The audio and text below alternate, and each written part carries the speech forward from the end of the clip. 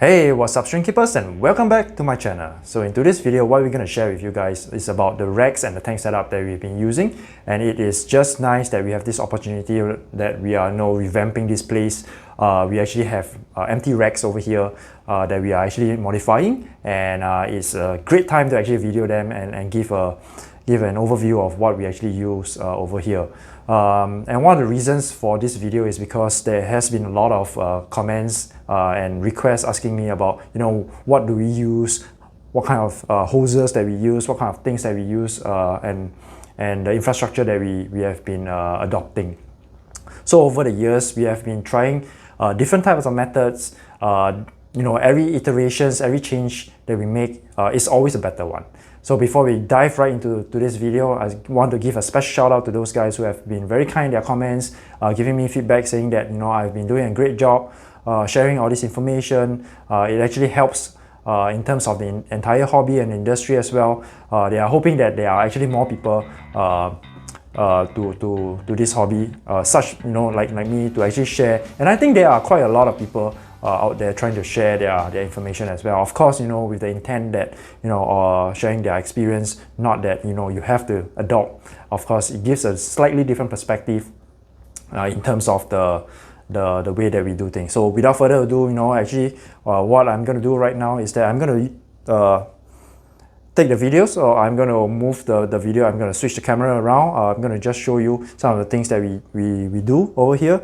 It's just fortunate that we are actually, like I've mentioned, we are actually, I'm not say upgrading, but we are actually moving some of our stuff over here. So that's why it's actually a good time to actually take a video of it.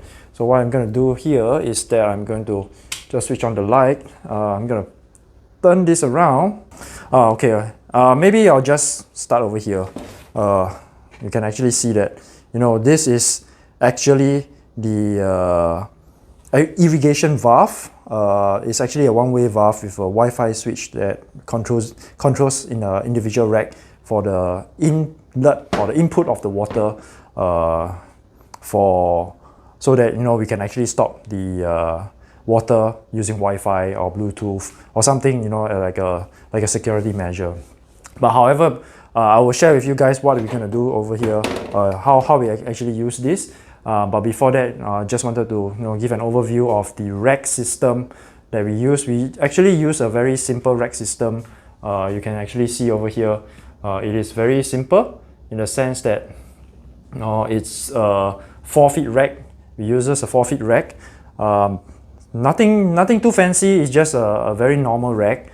And of course, what we do over here is that to really secure the meter brace over here, we actually have that, we actually put this screw through to actually secure it. And of course, depending on the lights that you use, what we use over here is that we use a normal, fluorescent light, LED light.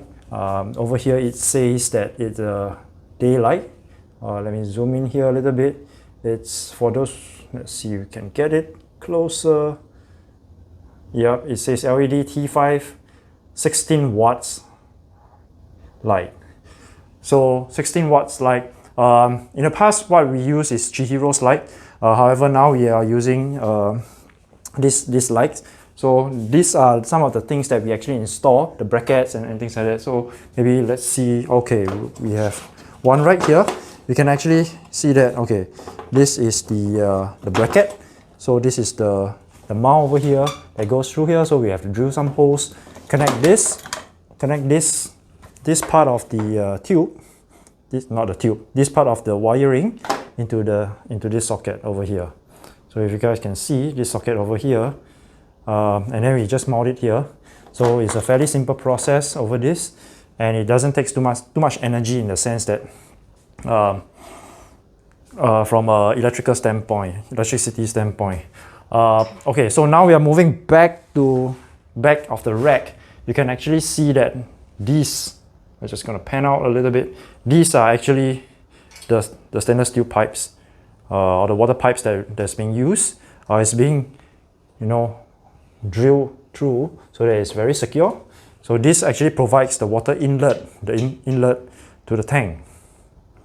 And this over here, this bracket over here, or this trunking, we're gonna drill holes over here, to actually put in the discharge valve. So there's one in and one out. So the discharge valve, what I will show you guys later is how it's being used. So it's over here, it's being connected. So 3 tiers, 2 tanks. So we have changed some of the configuration. So over there we actually have 4 tanks.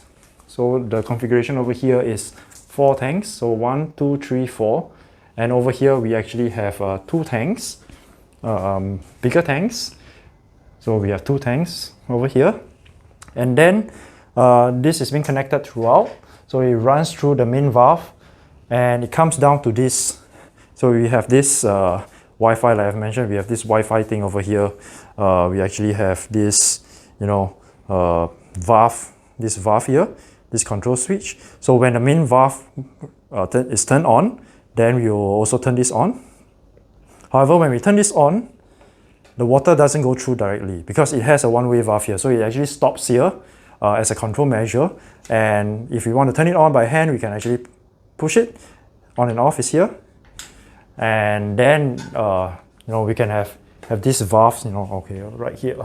So we can have this valve actually turn on and off, like, oh, these are tight. These are new, brand new ones.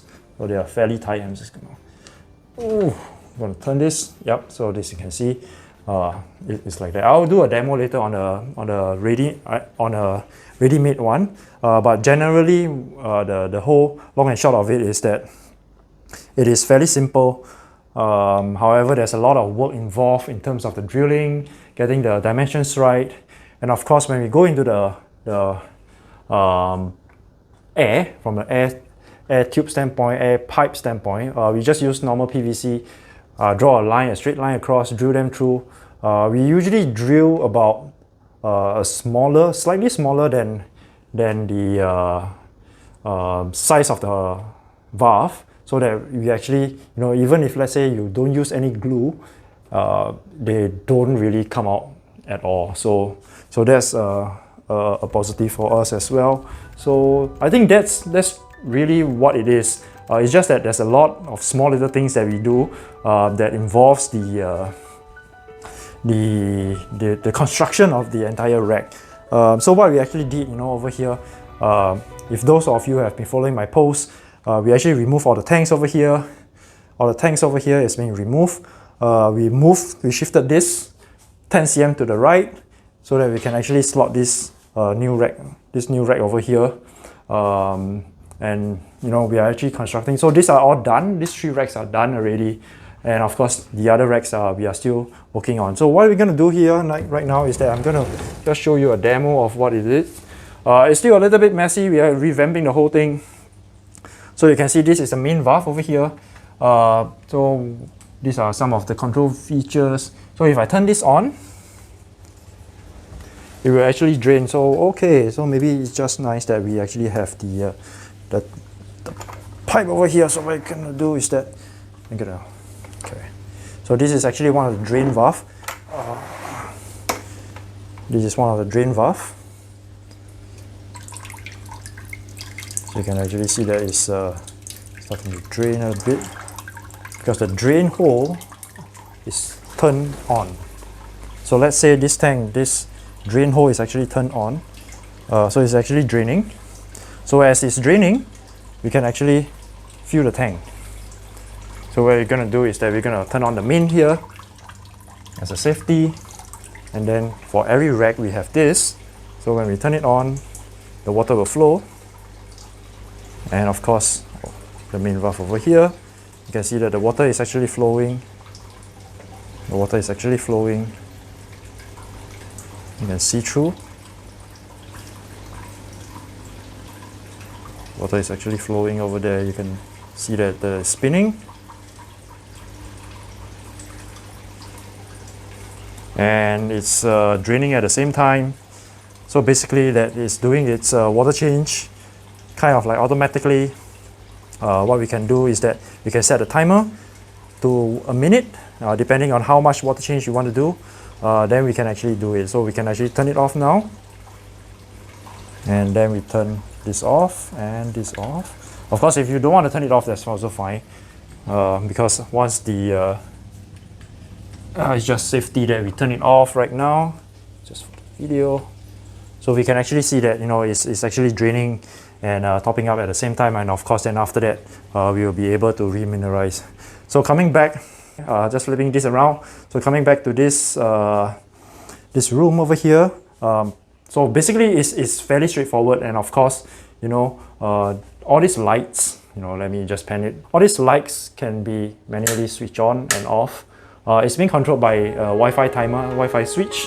So you can actually do it on timer basis, and of course, you know, if you want to have any of these individual ones turn on and off, it can be done for each and individual tier as well. So what we do here, a very simple one, we actually have a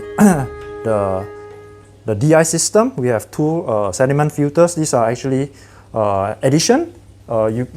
Whether you want to have it or not is up to you.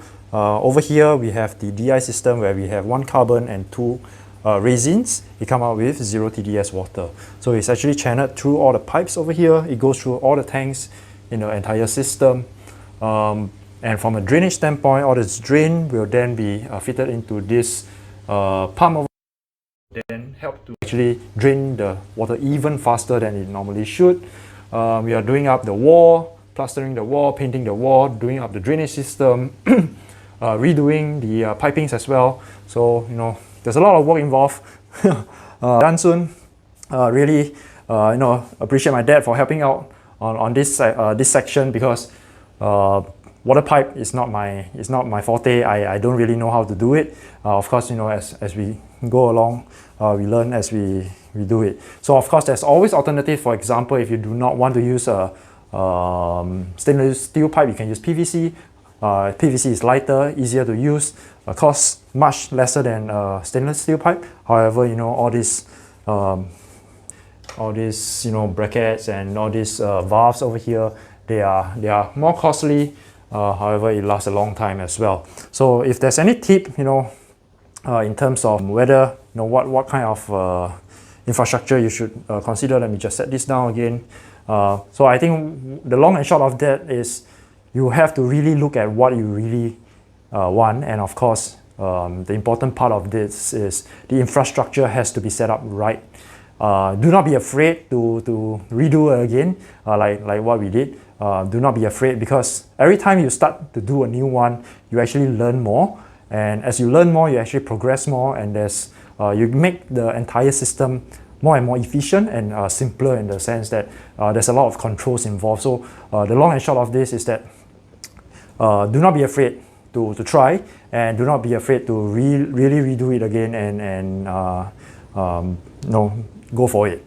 So thank you guys for watching this video. So if there's any comments, please write in the comment section below. For those who like this video, please remember to give a thumbs up, and until next time, peace out.